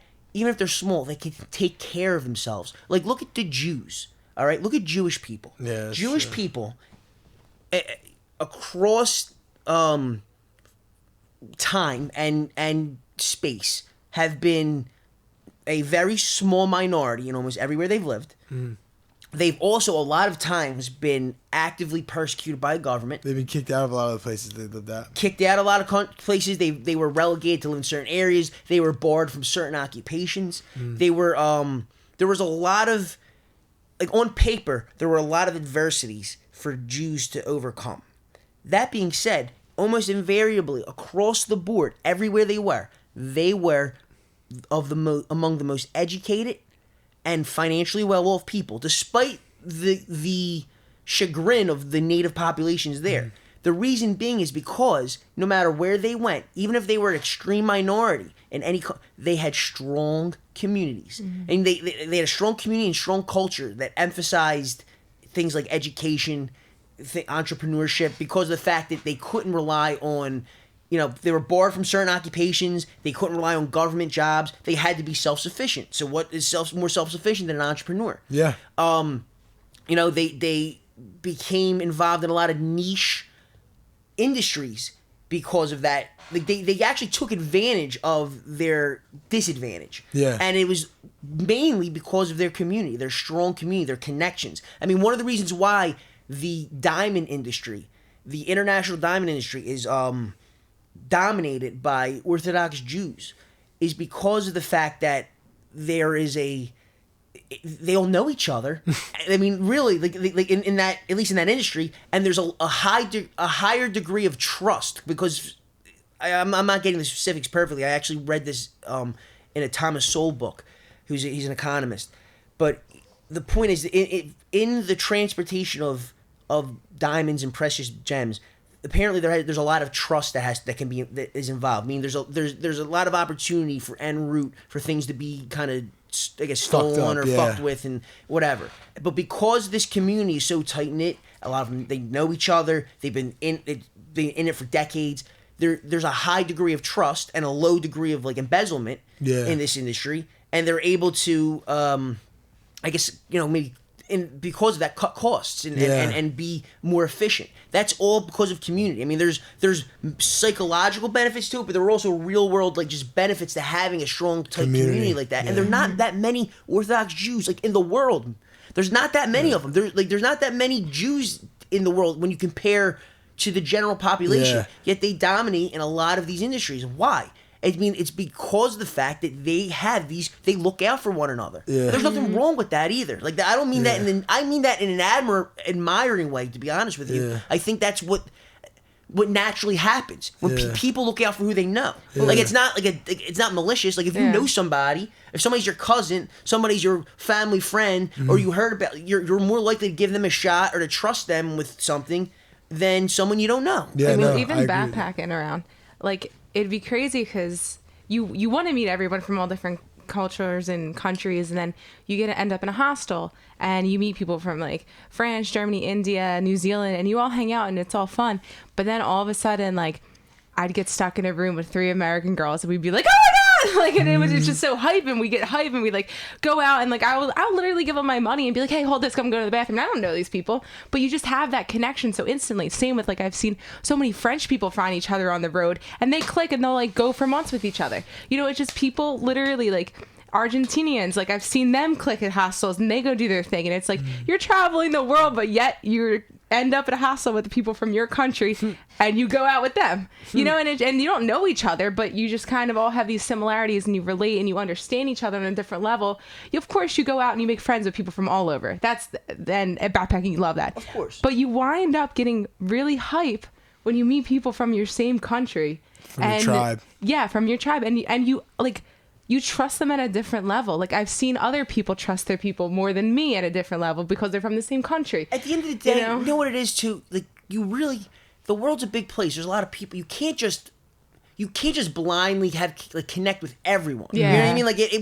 Like and you're literally talking about a demographic that's probably the most open-minded. Traveling Americans are different than Americans. Like, backpacking Americans listen, are really... if you're staying in hostels in Nepal, all right? Like, you're probably open to a lot of different experiences. Yeah. You're probably not a bigot. You're probably, you know... again, I'm sure of neo-Nazis backpacked through East Asia a couple times, but, like, the point is, most of the people that you're running into, whether they're Argentinian or fucking French or whatever, or American, they are doing this because they want to experience the world. They want to meet new people. They want to open their broaden their horizons and open themselves up. Like, they're not trying to be exclusionary at all. They're fucking traveling to another country. Yeah. That being said, it's what you're talking about is like, it's so instinctual. It's so innate. Yeah.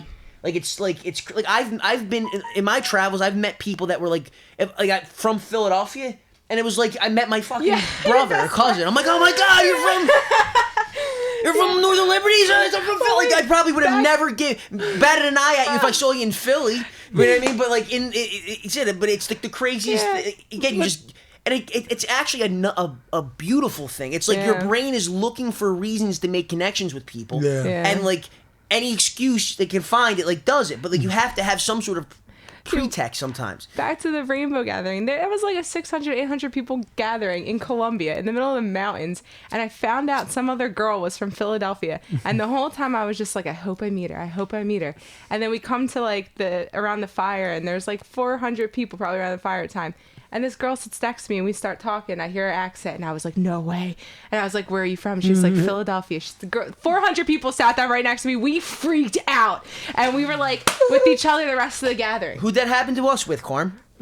Mark Facio. I mean, we in Anarchapulco. We had our connection with Mark Passio is entirely predicated on the fact that we were talking to him, and as we're listening to him, I can hear. He sounds like me. I mean, you're listening to me. You know what the fuck I sound like, and he sounds like. I'm like, wait a second. Where are you from, man? And he's like, oh, I went to whatever. I forget where exactly grew up, but he went to St. Nick's, which is a church and school that's on the corner of my grandmother's street. Yeah. So yeah, like all of a sudden we had for a while a pretty good relationship. Yeah, and then somebody forgot about community. Well, maybe it's we've beat that horse. But yeah, like with the girl I met, it was like, you know, Philadelphia's a little bit rough, and a lot of people in the rainbow hit together and didn't understand her humor. But I found her absolutely hilarious. You know what I mean? I was like, I love this dark sarcasm. You know what I mean? And we would crack up at it. Other people sometimes would take offense or this, but it was like we understood each other on a whole different level, which made that bond there. Like I barely even knew her. You know what I mean? And listen, it's. I don't know. What were you gonna say, Carm? Well, no, I'm just saying that like it just seems like this theme that you guys can't stop like having passion about is that community really is one of the most powerful and natural things that helps humans both on personal levels, but then on multifaceted levels where like entire groups of individuals are involved. And like I just can't stop thinking about the Anarchapulco community and the community down to Mexico and how that kind of is starting to shape up like that. Like I mean, Michael Nimitz has his Anarchapulco 365 Nimitz. Michael Nimitz has his the year-round Anarchapulco group, and it's starting to now have its own event, the Anarchapulco experience, which he wants to grow into like something like that happens 5 years down the road.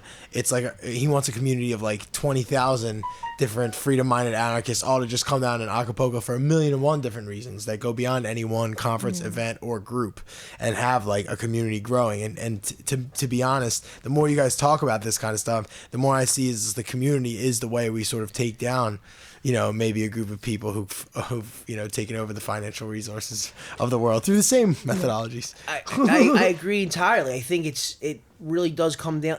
That's the missing key that a lot of people in our circle miss. We talk about this a lot in private, but I disagree with the notion that like one day and usually it's said by someone who thinks that their ideas are so great that like they're going to just sway the world. But one day, like enough people are just going to walk away, and we just walk away, and that's it, man. But like that's like I mean, people. I'm not going to name names, but people who say this, I think, are a little egotistical. Number one, because they think that like they can, even though they act like it's not them, like it's in their mind, it's them, that it's going to be the one who convinces the world. But also, it's like. It's not. It can't just be individual people just walking away. Yeah. Like, because what are they walking away to? Yeah, you know exactly. What I mean? What are they walking away to? Where they're just gonna like. They need another community. Exactly. Like people don't want to just be alone and adrift. And I know we attract a lot of people that maybe do, but you're the outliers, guys. If you do, and that's fine. But like, people like to have a sense of belonging, and it's you. Again, like that's why people are so invested in the notions of like being an American or something like that. Can I add on something with community? No. Shoot. But I think a lot of us too, we have to realize that community is not just like a go in and take. It's also like we have to love everybody in our community. Like we have to understand that if we are going to make a community, it has to be like a family, or else it's not going to. There's going to be drama and competition and shit talking in it, and I see that in so many communities. Like I've seen it in anarchist communities. It's literally in the vegan Philly scene. I'm glad you mentioned both. Yeah, of those. like it's everywhere that we build these communities for a really great purpose, and then we implode them on our own. Can I listen? This makes me think of something that I want you to talk about. Yeah, talking about what I'm going to bring up. No. Well, you were attempting to be a part of a community, and you were excluded from it because of. Oh, I know what you're bringing up. You know what I'm talking about? I think I know what you're talking about. Tell them that. When you tried to be involved in the the Divine Feminine. The Divine Feminine workshop. Yeah. Yeah. So after traveling, I came back and I had a lot of tools that I acquired, and I wanted to give these tools out to other women, and humans holding wombs. That's literally what I put on this flyer of this workshop that I was posting, to not hurt anybody's feelings. In case anybody isn't picking up what she's putting down, she's there not to piss off gay people and trans people. Well, it was okay. So I came back and I healed a lot. I did a lot of self work and a lot of healing, of cleansing, like feelings like shame and guilt and like sexual suppression and impurities and like sexual disgust kind of feelings that a lot of women in our general day society have. And where does that store in a lot of women? It's in the womb. So we have to cleanse the womb, and we have to like get back into our divine feminine and rise above all this dark energy that has been stored in us just from being misled as females, you know? So because of that, you wanted to have a workshop that was specifically for, and let's just say, people who were born biologically female. Yeah. I mean, I don't know what the... People that held wombs. That was people it. have wombs. So And you wanted to that's- have some that was exclusionary Yes. to just those kind of people. Yeah, because I learned how to work with energy to help cleanse that and transmute that. And it was nothing against anybody that was born with a penis. It's just that's different energy. That's energy that I don't even know how to work with. So I can't bring that in. You know what I mean? Mm-hmm. So I know how to work with that. So I threw a workshop, and it was called Reawakening Your Divine Feminine. And it was a lot of like self-discovery, energy healing, letting go, forgiveness, kind of that kind of stuff. And I made a bunch of flyers for it, made a Facebook group, and I had about 16 women that were coming. And I posted the flyer at the space that I was holding, which was called the A Space, which is an anarchy space in Philadelphia. Posers. Yeah. And I actually emailed them a month ago to reserve the space. And I said, it's for women. It's for people holding wombs. And we emailed, fine. 2 days before, or I think it was a day and a half before, so it was like less than 48 hours. Close. They emailed me and said, I cannot hold my event because it's transphobic. And They use that word? Transphobic. Yeah, I have all the emails. It was transphobic, and I was being transphobic, and the whole event itself was transphobic. They wanted to really let me know that I was transphobic. So they were cool, but so something had to have happened in that period of time. It was that I posted the flyer in the space, because I was posting flyers at coffee shops all over online, but I actually went into that space, and I weirdly knew this was going to happen when I went in that space and posted it. And somebody had a problem that it was only for people holding wombs. But that was, the issue was that it was transphobic against, let me use a terminology correctly, cis women or transgender women, or transgender women are were people left that out were of transgender it. women are people who were born men and then transitioned to women. Yeah, so they were mad that it was left out of it, and that was the issue, that I was transphobic. But in reality, if you were mad that I excluded people, you would have been mad that men weren't allowed. You wouldn't have, like, no one cared about the men not being allowed. I wasn't allowed to go, but nobody cared about me. It was just trans women that was the issue. And that's why I think it was more of an ego or an own personal thing that people are dealing with. That it was like, if the event really was sexist, homophobic, whatever it was, there would have been more issues rather than it was just transgendered women not being allowed. And there's nothing transphobic about it. What's the definition of phobic, Carm? Afraid. No one's scared. And the thing is, this event is to heal. And what I think we don't understand is that when one person heals, we all heal. So if you have 16 people healing, everyone's going to heal. That's every community. That's the trans community. That's the gay community. That's every race community. But here's the thing. It wasn't about that to them. Yeah, exactly. It actually wasn't about that. It comes back to how I said everything is a political agenda now. Yeah. It's the fact that, the topic of the last couple years has been the fact that there is a set of people, which seems to be the actual mainstream. Yeah. Or at least, I actually don't believe that the majority of people that say this actually believe it. I think they say it to conform. Yeah. Mm-hmm. But there is the mainstream notion is that there really is not much difference between men and women in any other than like cosmetic, and that a transgendered woman is as equally a woman as a naturally born woman is, which is like they that is the dogma on which, like, that's the hill they'll die on. Yeah. Like Yeah. there, like if you are just as much of a woman as a transgender woman as anyone else. And here's the thing: I use these terms, and it seems like I'm conforming to PC, but I'm actually doing it for this reason. I have no intention of being like derogatory or offensive to anybody just because of how they are. Yeah. Like if you are a person who, if you were born a male and you are compelled to change your entire identity or have a surgery or whatever the fuck, and you want to be called Susan and your name was Paul, I'll call you Susan. Like, I'm not going to be a dick. That does not mean that in my mind and in my heart of hearts, I actually believe that you are a woman, at least in the sense, in the strictest, like, biological sense. Like, you're different. Maybe you, like, I don't know what the fuck to call you. I'm not even trying to label you, but like it's not the same. Yeah. You were, I mean, just from a physical perspective. I mean, you're born with a different brain. I mean, the brain, different hormones, different bone structure, different muscular structure. menstruation. That's one of the biggest things that I have. It's just like when you have a womb and you have a menstrual cycle, you're having cell mutations every day as a female, and that leads to every week having different hormones being released. excreted. Yeah, and it's just completely different in your mind structure, and like I just don't think you can not discrediting anyone as a human. You can be whatever you feel is right to you, but the scientific and genetic and DNA structure of somebody holding a womb is just that, and you can't get.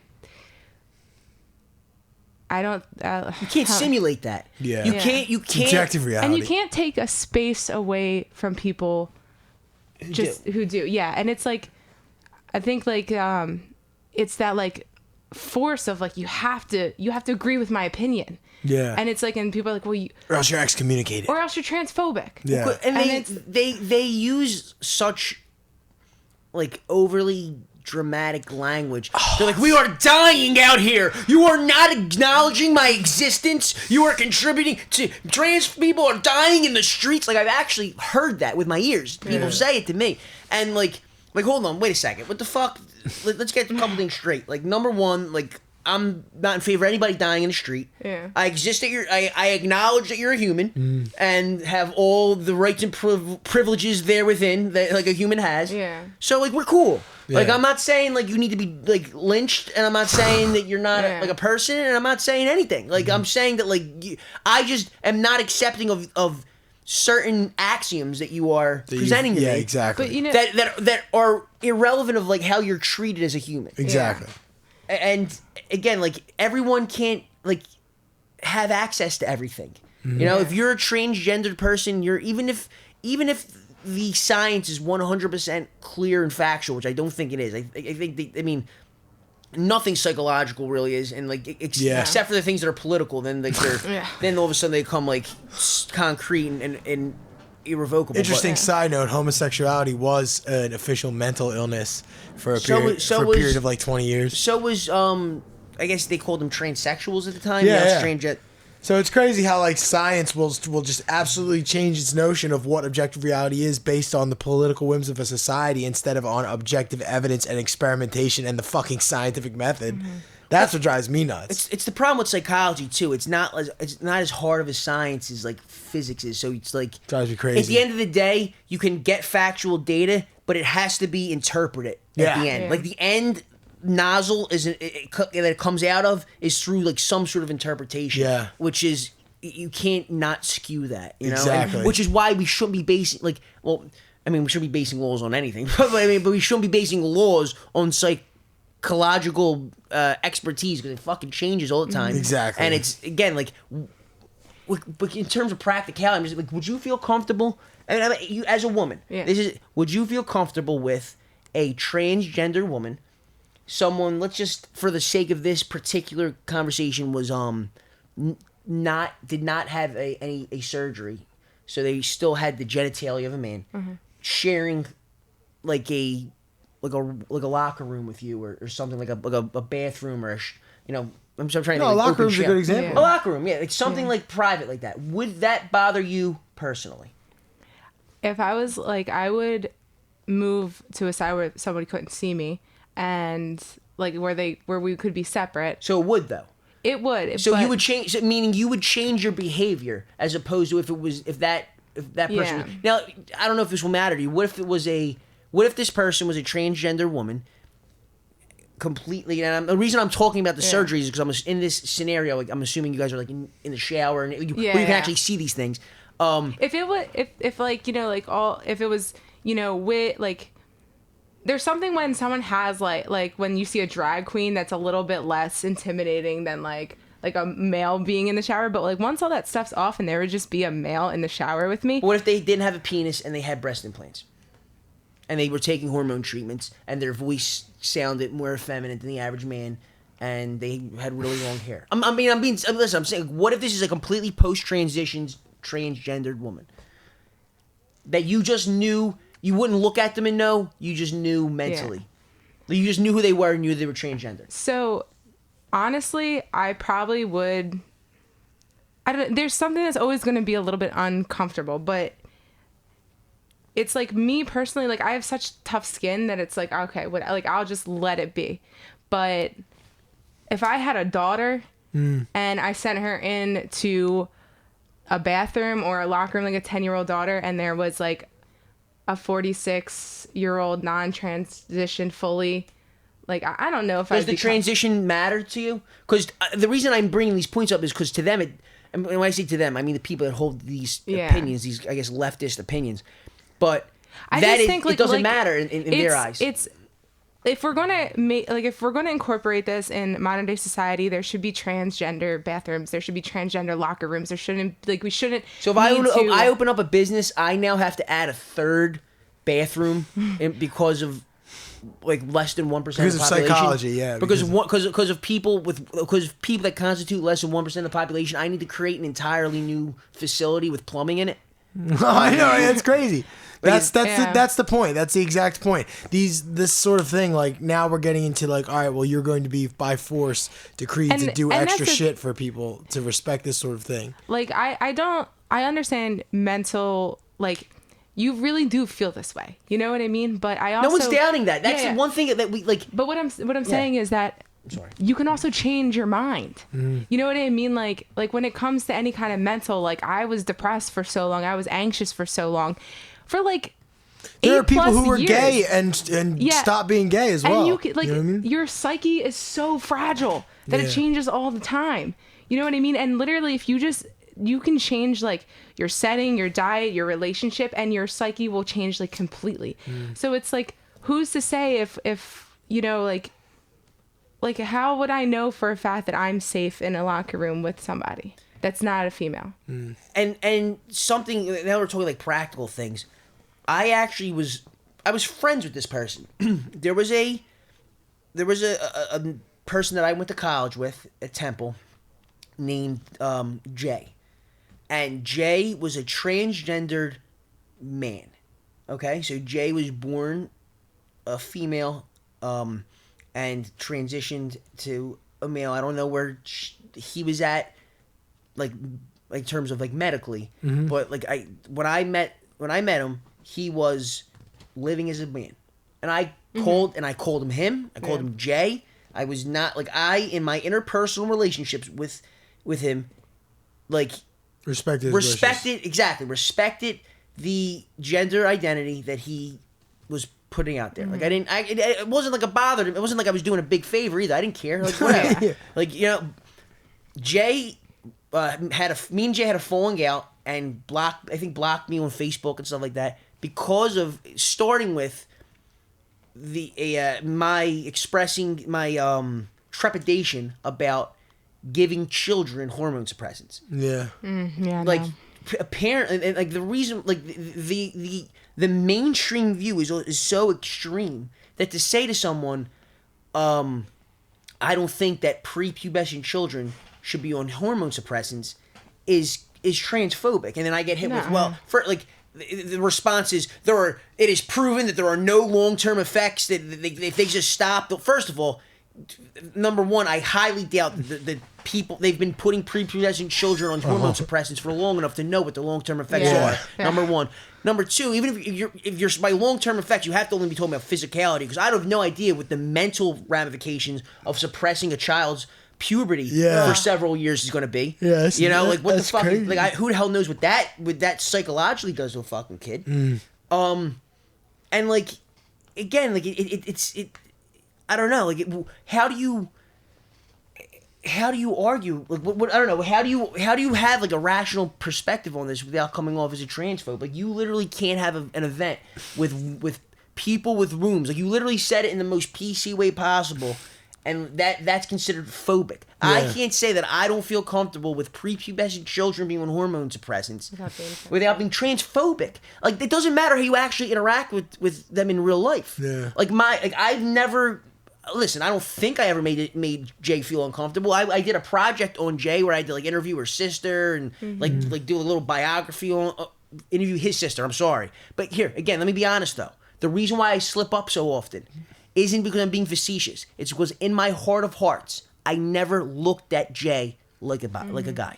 And it's fucked up because they're asking you to change your perception of objective reality. I treated him like how he wanted to be treated. I referred to him as he wanted to be treated. But, like, in the sense that, like, I'll give you another example. At my jiu-jitsu gym, there is a transgendered guy, meaning born female, now identifies as a male. Very small, very light, very clearly not a man physically. This is the greatest And you know what example. I mean? And I say this because there are other guys at the gym that are of comparable size that are way different to roll with. They're stronger. Yeah. They're men. Yeah. You know what I mean? A 120-pound man and a 120-pound female are still night and day. Yeah. So I have to be in a situation where, again, I'm not saying this like that this person shouldn't be allowed to identify and that this person shouldn't be allowed to practice jiu-jitsu. They should. But my point is, when I roll with this person, I roll with them like I'm rolling with a girl. Yeah. Meaning, like, I've rolled with girls. I have to. By roll, I mean, like, it's what you call sparring in jiu-jitsu. It's kind of just like wrestling around. When you roll with a girl, and anybody who's a guy who does jiu-jitsu knows. And again, there are high-level elite black belts, but I'm talking of comparable level jiu-jitsu. Your typical female white belt who's just checking it out. Somebody who's on the same level as you technically. Yeah. All right? You cannot go... I mean, you can't even go 75% in terms of physicality. It actually, to me, I actually like it sometimes because it forces you to be more technical and to learn things, like, and not to rely on your physicality. Yeah. But it's not the same. I would actually be able to, like, kill well, to an extent, I think it's like the force of acceptance of something that internally is going against what your intuition tells you, and that doesn't feel right for anybody. That's how they fuck with your mind. It's like I think it's a giant gaslighting exercise on all the people in the world to get them to believe something that is objectively false. 2 + 2 = 5, straight out of 1984 type shit. And it doesn't make anyone less than a human. I can fully, like, everyone should fully accept people for who they are and love them unconditionally, no matter what. But you can't get mad at me for feeling the way I feel and forcing me to not feel my feelings. Because you would get mad at me for doing the same thing to you. If I said you're a crazy person, you're a woman, and you're absolutely lying to yourself, you would be just as mad as me if I tried to change how you feel on the inside. So don't do it to me. And say that it is... Like, say we can isolate what causes people to be transgender. Say we can isolate whatever, I mean, I'm not saying we can, but I'm just under the hypothetical situation. We can isolate the gene or isolate the whatever. Like, in the same conversation like we did with dwarfs. Just because it's even if you're saying it's a naturally occurring, like, anomaly in life, that doesn't mean that therefore the entire world now has to, like, adapt itself or restructure itself based on that. Like, the world isn't... one of the reasons why I'm sure it's hard to be a dwarf is the world isn't designed for fucking dwarfs. Yeah. You know? And like, I don't think... Like, granted, I'm sure there are some accessibility things that within reason that people can do for, like, people with dwarfism, like ramps and stuff. But, like, no one's demanding that every counter in the country needs to be lowered and that, you know, every car manufacturer needs to have hand pedals and that, like, everything needs to accommodate dwarfs. Dwarf justice. No dwarfs making that argument either. You know, like it's. I never heard a dwarf activist make that statement. There might be 1,000,001 issues in the dwarf community, but they're not that outrageous that they're expecting us to, like. And also, like, you're not a dwarf anymore. You're really a big person. That, you know, I'm a dwarf that identifies as a big person. I mean, listen, that gets a little cliche, but you get the point, the analogy I'm making. And, like, the real thing is we're trying to point out that we're taking issue with the restructuring of society, not with anyone's particular belief system. Exactly. That's the issue. That's what we're trying to draw attention to, and that's the problem that people are having. You know what I mean? We're not coming at anybody's personality or anybody's internal situation. You know, everybody's got that to figure out on their own. Yeah, Not trying and to make it harder. I mean, even outside of trying like genders and stuff, people just trying to like change who they are. And I think like a lot of stuff, we always kind of look at this outside, and I think we should look more about like what's inside. Yeah. You know, and see what's going on. Why do we feel us? Why do we feel not right in our bodies? Like, it can't just be so simple as like changing one thing. And I'm not just talking about like gender. Like people change like hairstyles, locations, get muscles. You know what I mean? They want to change their whole body to fit in somewhere or complete themselves on this outside. And that's never going to be finished. You're never going to finish that. You know, you have to do the work inside and start becoming aware of why you feel this way. Why am I acting this way? Why am I doing this? Why do I think this will make me happy? You know what I mean? Because we're so attached to the idea that this is going to fix something, and it's not if it's outside. You know, you have to see where, like, why. And a lot of it does come from like childhood traumas, and traumas can be everything from A to Z. Like, it doesn't mean you needed to be beat to have a trauma. Mm-hmm. You know what I mean? There could be mental and emotional as well. Yeah. So it's like, and we have to, I think too, I think that goes on a lot of ways. Like, some people don't want to recognize it. Some people don't think their traumas were that detrimental, but I think we all need to start taking looks inside and go back to like why we're this. And once we can unravel that puzzle, I think we wouldn't need to change as much things on the outside. Yeah. We wouldn't need external validation. Yeah. As much. Yeah. And honestly, you shouldn't, like, if you're really super, and like I'm kind of off of like, I'm not just focusing on transgender anymore. Like, this is for everybody. But like, if we're so concerned with like, I kind of just lost my thought. That's okay. No, but everything we said, we kind of, I mean, it is applicable across the board. Yeah. For sure. I mean, we're talking about... We're talking about identity. We're talking about identity. We're talking about, like, community. We're talking about a lot of things that, like, are kind of interwoven. But, I don't know. I mean, I think this is one of the best podcasts we ever had. Yeah, Mus, thanks for coming on and making it very interesting. You really, I think this killed it. We didn't even go off this friggin' pad. Yeah. Wait, I have one important thing I want to say that we didn't connect. If you do live in the tropics and your fruit's coming right from the tree, you're probably getting your good nutrition. We never answered So that. on that note, who's excited to go to Mexico in February? Soursop, Anarchapulco 2020. Yes, very excited. And the Anarchapulco experience, we got to plug that one more time. Yeah, we actually finally got the website up and running. So if you guys go to thestateofanarchy.com, you can learn more about the Anarchapulco experience. It's going to be the weekend before and the weekend after Anarchapulco. We're going to do complimentary events that really highlight sort of like the community around Anarchapulco, which again we seem to be coming back to, and not just us, but people like Derek Bros and all sorts of other researchers. That's what's going to really do it, is strong communities working together to lift themselves up rather than destroy anyone else. Yeah, that's what's going to get it done. Gotta live on that frequency of loving each other and understanding none of us are perfect, and accepting us, and like really understanding each other, like our flaws and everything, and not judging, and accepting, lifting people up, giving people more knowledge. And one more thing I just wanted to add too, just because I follow a lot of stuff online, is that I don't think you're gonna I see a lot of disrespect to people that are not informed about anarchy or anarcho-capitalism, and I don't think by calling people assholes and dumbasses and shut up, you status bootlicker. Yeah, status too, like that. Like, for somebody that doesn't know that might sound like mean, and then they're like, and this is just coming from people that, if they're lost, do you think they're going to come toward that, or are they going to go toward the foo-foo shit on TV that might destroy their identity even more? So I feel like we need to be more welcoming and loving in that sense too. Stop yelling at our audiences. Huh? Yeah, and also, you know what? I feel like to kind of piggyback off what you just said, that is a big problem, but it's not just us. If you actually go on other forums, if you go on, I follow like a Bernie Sanders dank meme stash forum, there's a bunch of them. That's what it's like.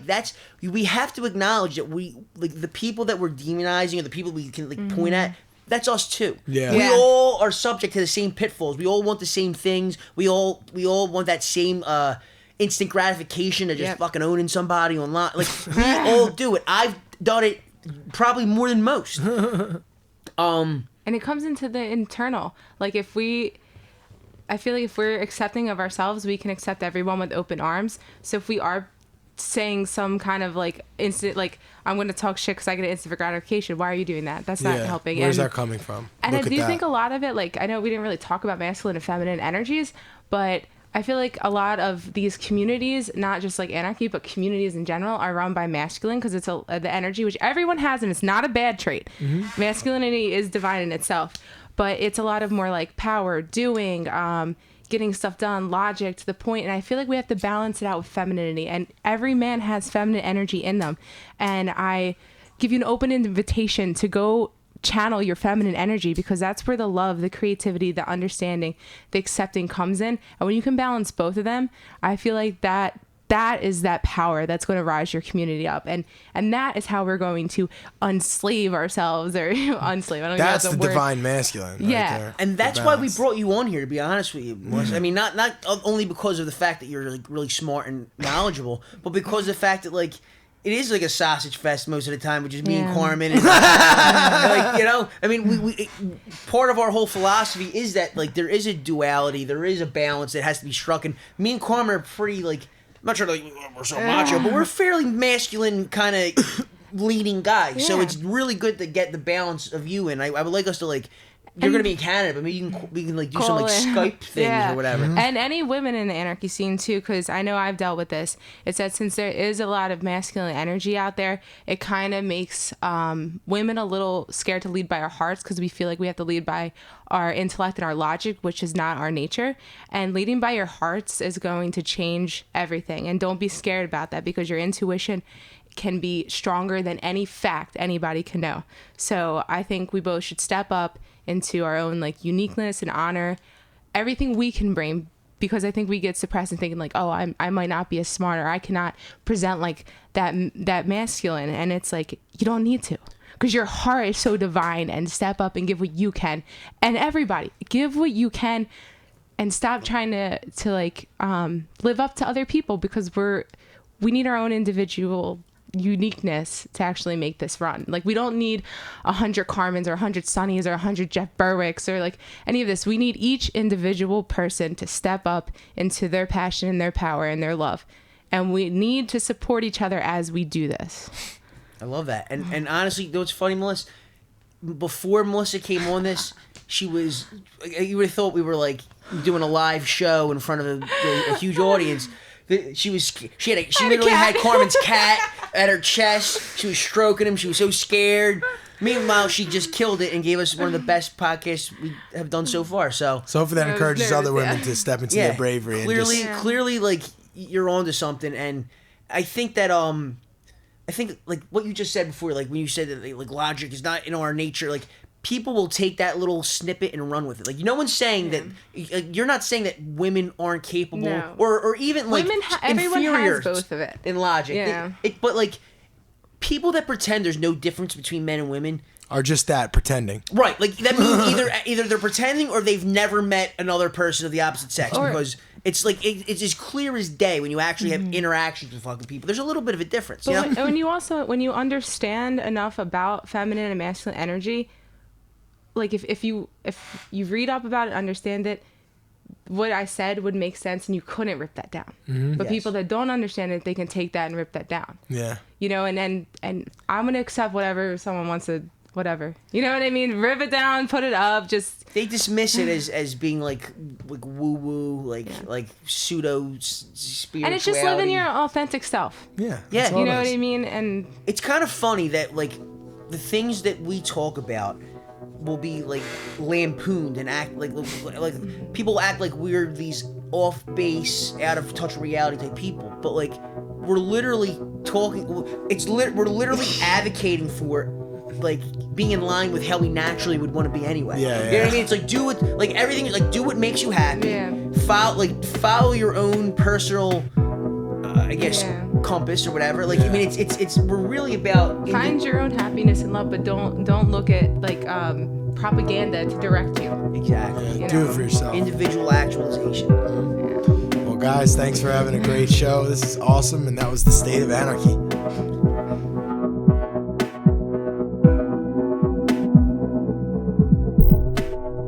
Hope you enjoyed that awesome video. We got plenty more videos like that coming, including all the speeches and presentations from Anarchadelphia. This year's Anarchadelphia was one for the history books, man. We had some great speeches, we had some great speakers, we had some great interactions, and we had a lot of fun doing it.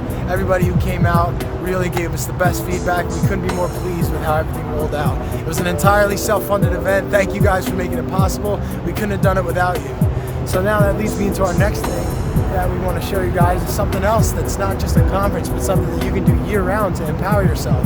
We've partnered with Richard Grove from Autonomy to show you a program. It's basically a curriculum, an unschooling curriculum that allows you to learn all the shit that you didn't learn in school and how to actually prosper when the deck is stacked against you in the world that we live in. Because make no mistake, there is forces keeping us from being autonomous and from being free. So you can check the link below to figure stuff like that out. It's an awesome curriculum and I'm doing it myself. I can't believe how powerful it is. Anarchadelphia next year is going to be sick, but until then, it's time to skate some parties.